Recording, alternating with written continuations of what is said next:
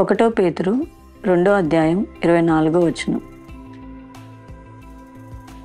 మనము పాపముల విషయమై చనిపోయి నీతి విషయమై జీవించినట్లు ఆయన తానే తన శరీరమందు మన పాపములను మ్రాను మీద మోసుకొనెను.